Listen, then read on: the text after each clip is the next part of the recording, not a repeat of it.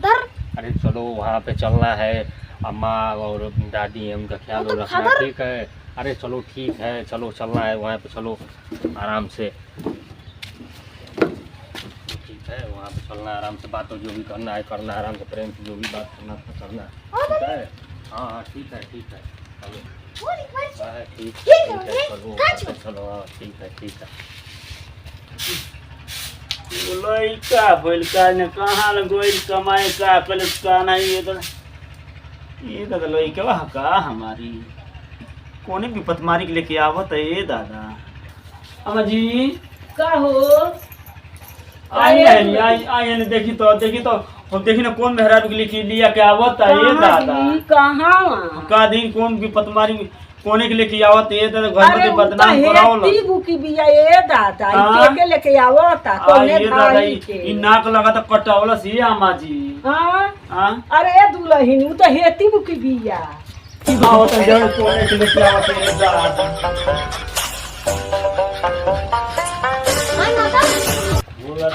खुश रह माई घरवा बिया। खिसियात नहीं अरे बड़ा खिसियाई बिया। अरे जाए दो मना ले लियो ओकरा के, मना ले लियो। हमू तो कहनी है के बाबू जाए दे आवती है आवे तो ठीक बा, मना ले लियो हमनी हां ठीक है बा। अरे मदन मदन हां खुश रहो ठीक। आवता लो का कहत ने अम्मा जी? आवता लो बहू बोलो तनी मम्मी खुश रह बाबू।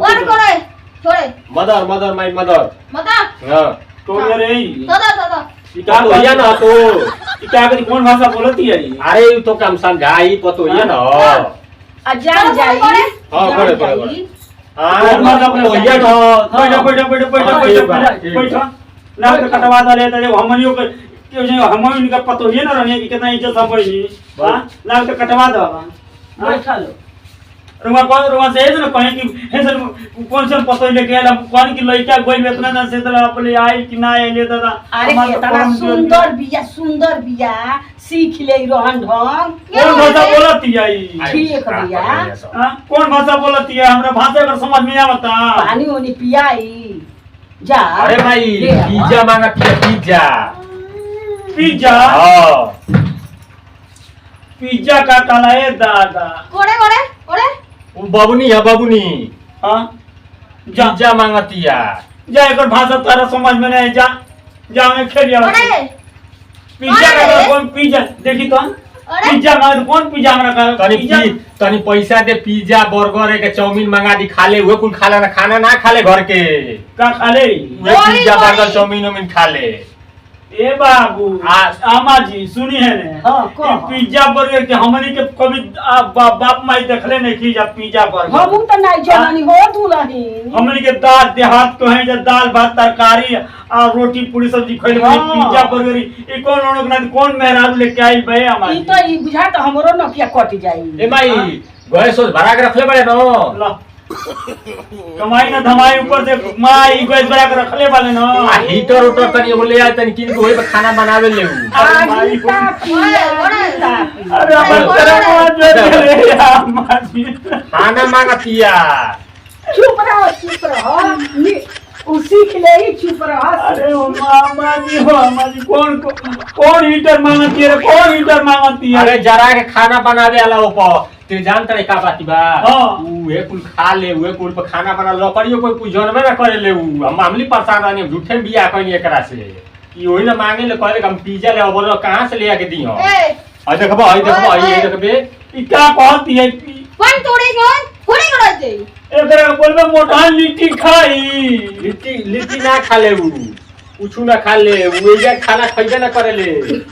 गोहुआ जामल बा गोहुआ के खेते में बेच जाना सोही की ना सोही आलू भर के और सब दही खा लो वो उखाड़ के ले ओ हेले ना सोही कुछ ना खाई ले। ये 10 दिन खाती कहलस ये घुमावे के त कहनी चल घुमा दी तनी देखा दीते हाथ हाथ गोहुआ ले चल के एके दिखा दिहल जा देख ले खेतावा के खेत घुमाओ के तो खावे के स्वभाव खेत दादा ये हमर तो नाक कटवा दे आ त ले और कुछ बना जा। अरे पानी की काहे ऐसे में कांद तेले का अरे त काहे जे मिलत रही सो कोनो मिलत रही सो यही जाए बूढ़ा के पानी की जाए मत जा तक कमा के लेके आई भोगा हमरा से तो नहीं गुस्सा है कहनी ना जो पैसा भेजी तई मेहरी लेके आई हो वो मेहरी लेके जो लेके आ गए अरे रबिया तो पैसा भेजना रहनी हम 5000 भेले रहनी माई के इहे ना कुली खत्म करेली हम का करी आ कहनी एकरा से कि हीटर किनवा के रख दी हम लेके आई तो बीमार रहले तो अरे दवा इधर तो करावेली। एक ही बावती है मुंह बावती है बीमार रहली न तो दवा करावेली का हम अरे हमर करमवा जो ओड़े ओड़े